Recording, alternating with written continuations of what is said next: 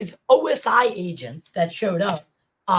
Do you recall any of their names? Do you recall any of their? No. No. Well, I asked for a copy of this NDA, and they wouldn't give me one. So I didn't even retain a copy.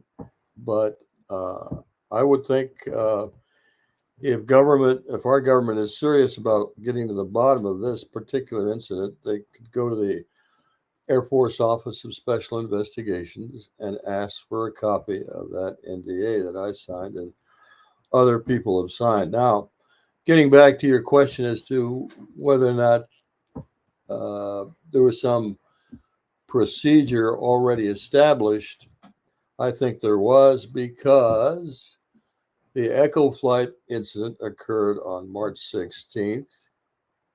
And before that, the incident at Minot Air Force Base in September of 1966, which David Schindele has testified to, was a similar incident. Again, UFOs overhead, all 10 missiles were shut down. So by March 24th of 67, I know of at least two incidents that resulted in the same thing. The Air Force, and that's why they were prepared to deal with my incident so quickly. And that would be like you said. So between Minot and Maelstrom, I mean, they did not want this to get out. So the NDA that they hit you with, how long is that? Is that a lifetime? You bet. So Lifetime. lifetime NDA. Yes. Okay. Okay. And why? So why did you? Why after 27 years did you break that oath? Okay. All right. Let's go forward in time to 1994, about April of 1994.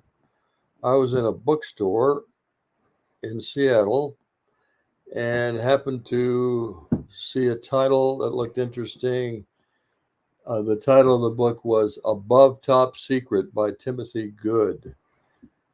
I picked the book up, opened it to page 301. Believe it or not, this is the truth.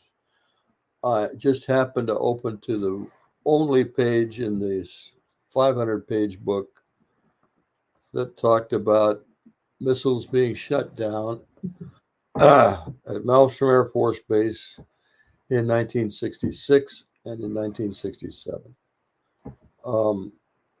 I was flabbergasted, but I was also excited because I thought, wow, this is maybe the Air Force has declassified my incident because this sounded an awful lot like what I recalled I had experienced.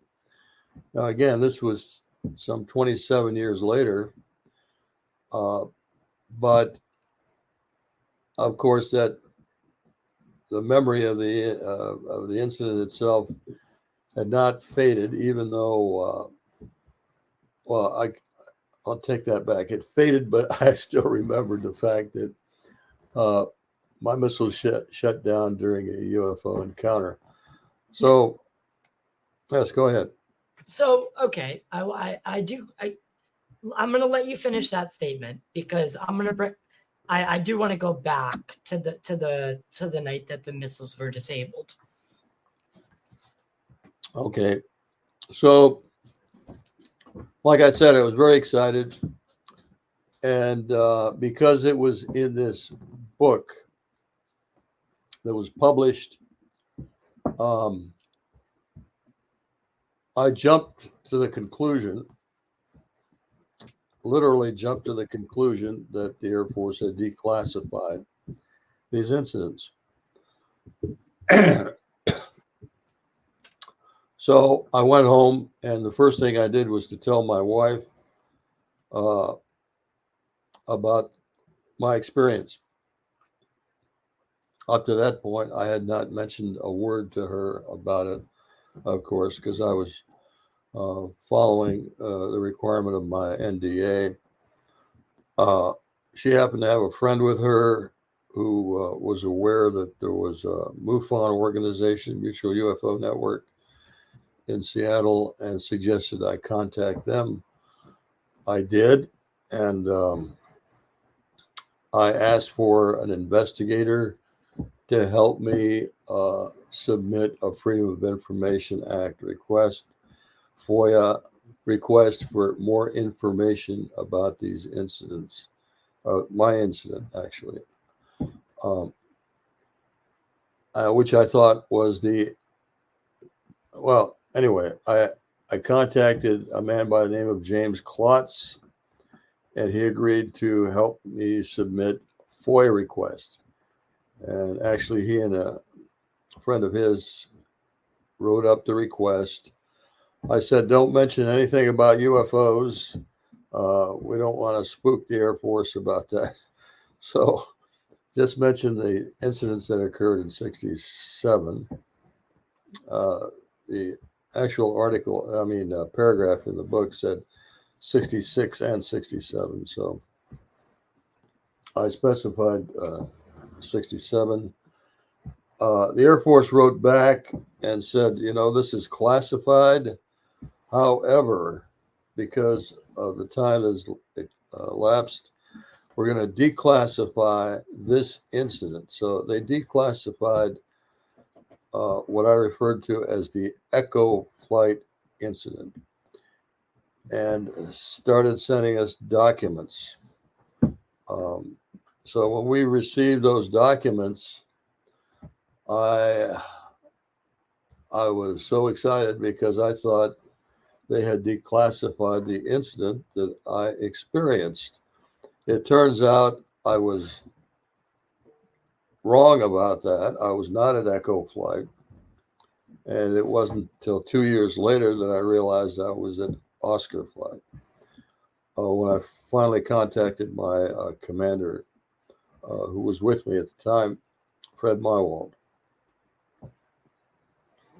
Interesting. So, So So okay, at that point, I went public. I gave an interview to the Great Falls Tribune. They actually wrote up a front page article on it. I have a copy of that, and it was published on my birthday ah, how coincidental. in 1996. Yeah, that was 3 years after I was born, sir. Wow. Yeah, just to put it into perspective for you, how long that you've been fighting this. So all right, so I'm gonna bring you back because I did skip a couple things that I wanted to ask. So can you detail the sequence of events that led to the alarms indicating that all 10 or up to 10 or 12, I believe it's been said, Minuteman nuclear ICBMs were disabled. So what does that look like when that starts to happen? Like I said, when we heard the first horn go off, I was about to tell Mywald, my commander, that we had these phone calls. But before I could even talk about those phone calls, we get a blast. It sounds like a horn you'd hear at a basketball game, at halftime. Yeah, Something like right, that. right. So we immediately recognized there was something wrong with one of our missiles. We looked over at the board, and we could see that one of the launch facilities had gone from a green status to a red status, or a no-go. And then the other missiles followed suit very quickly. One at a time, they went from green to red, and we wound up with all 10 missiles disabled. There were never 12. There were always 10. So it's 10. It's okay. Yeah. All right, because I've heard both numbers, and I've always wanted to know which one was the real which one was the real number. So 10. Thank you for that. So after, I mean, that's gonna be that. I mean, that in itself, seeing something like that, being a part of something like that, when the most powerful, the most destructive technology and weaponry starts to just, one by one, click, click, click, go into, unlaunchable mode. I mean, your heart's going to be beating at a million miles per second. So what's going through your head at that moment? We were both pretty amazed. None of us had ever seen anything like that before or after. Uh, I was there for 3 years. So was Mywald, and of course we went on duty at the missile sites about every 3 days, and we'd never seen more than one missile go down for any reason.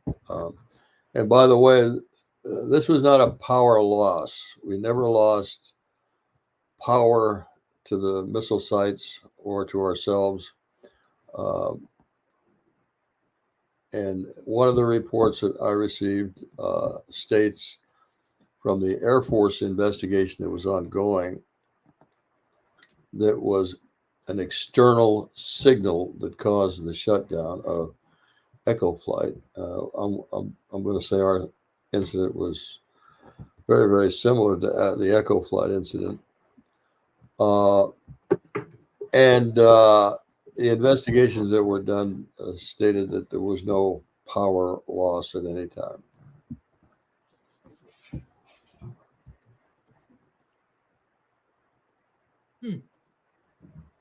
So, God, I mean, I can't even put myself in that position.